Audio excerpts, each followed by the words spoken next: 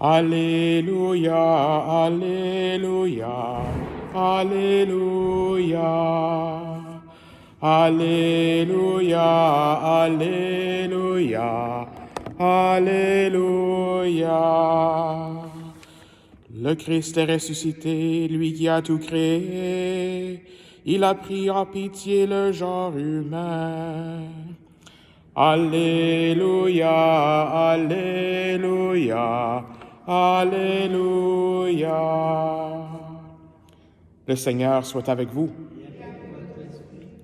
Évangile de Jésus-Christ selon saint Jean. Le soir venu, les disciples de Jésus descendirent jusqu'à la mer. Ils s'embarquèrent pour gagner Capharnaüm, sur l'autre rive. C'étaient déjà les ténèbres, et Jésus n'avait pas encore rejoint les disciples. Un grand vent soufflait, et la mer était agitée.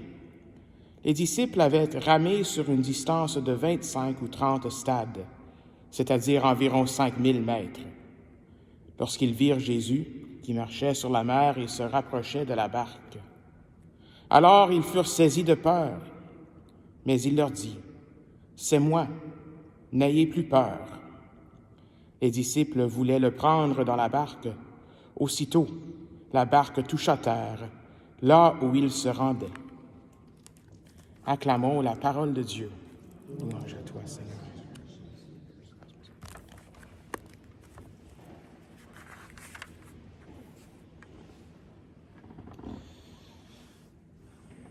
Je me rappelle bien de cette première lecture d'aujourd'hui parce que c'est la lecture qui a été faite le jour de mon ordination comme diacre.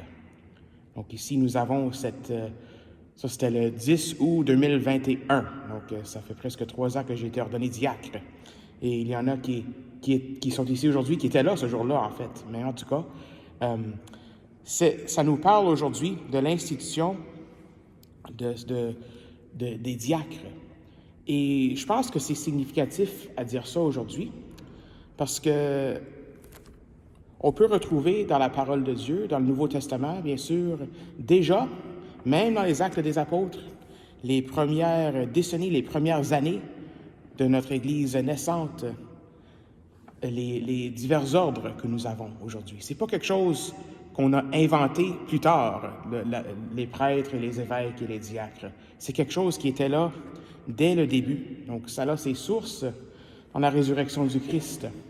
Donc, aujourd'hui, nous avons bien sûr, ce que nous parlons des diacres, ces 7 qui ont été choisis. Donc, le grec, c'est diakonos, qui veut dire, en fait, ça veut dire servant.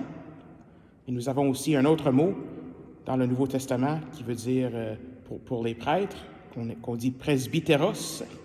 Donc, si vous savez ce mot-là, presbytère, donc c'est presbyteros.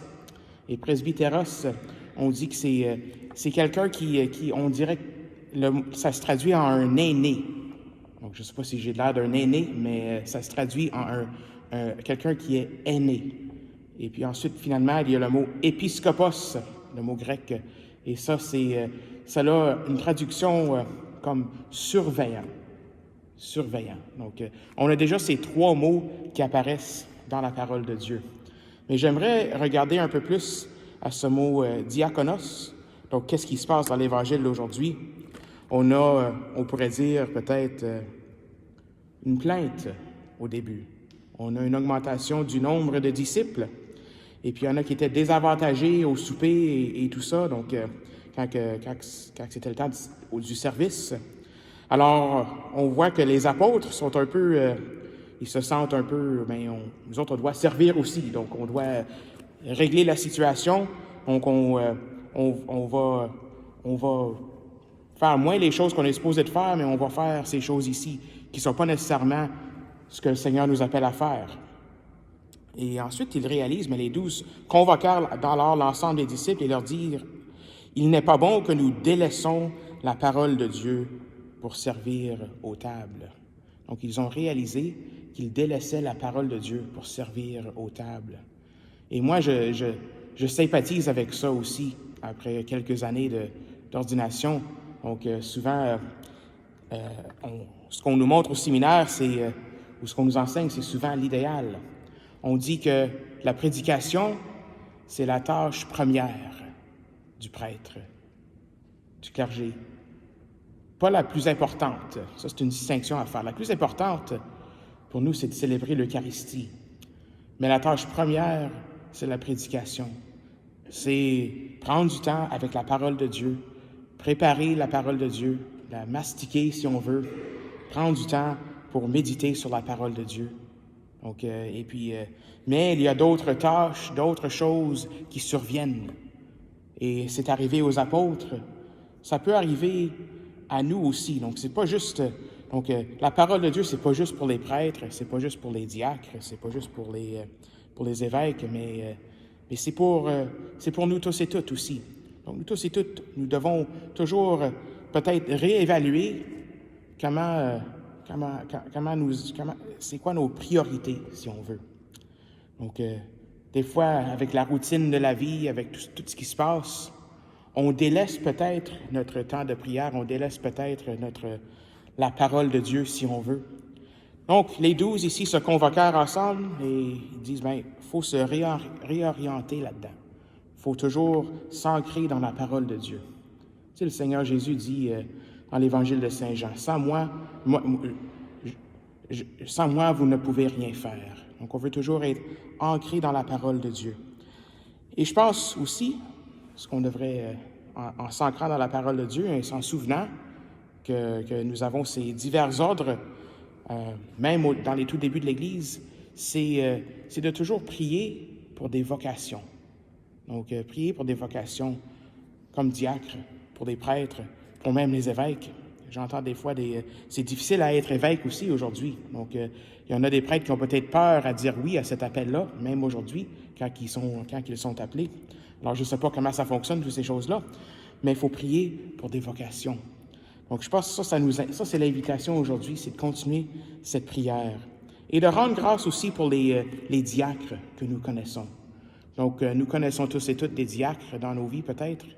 Donc, même depuis le Vatican II. Le Vatican II, c'est quand l'Église a retourné aux sources et elle a réintroduit, si on veut, le diaconat permanent. Donc, avant le Vatican II, les diacres, eux, c'était comme une étape pour devenir prêtre. Donc, c'était la dernière étape avant de devenir prêtre, être ordonné diacre. Mais là, depuis Vatican II, ça a été réintroduit dans l'Église parce qu'il y avait des diacres qui étaient des diacres, qui restaient dans cet état de diacre. Et ils servaient l'Église. Ils servaient d'une façon particulière leur évêque. Donc, c'est ça qu'on voit ici, dans cette première lecture. C'est qu'ils ont ordonné des diacres pour servir pour les collaborateurs des évêques. Alors, prions pour nos diacres aujourd'hui. Rendons grâce au Seigneur pour les diacres permanents. On va prier spécialement ici pour diacre Luc et diacre Ricardo, qui sont nos diacres permanents de la cathédrale, mais nous avons aussi plusieurs diacres permanents à travers l'archidiocèse qui font, bien sûr, la prédication, ils font des fois des homélies, ils peuvent célébrer des mariages, ils peuvent célébrer des baptêmes, mais ils sont aussi dans la communauté, ils font du service de charitable dans la communauté. Plusieurs diacres sont impliqués dans divers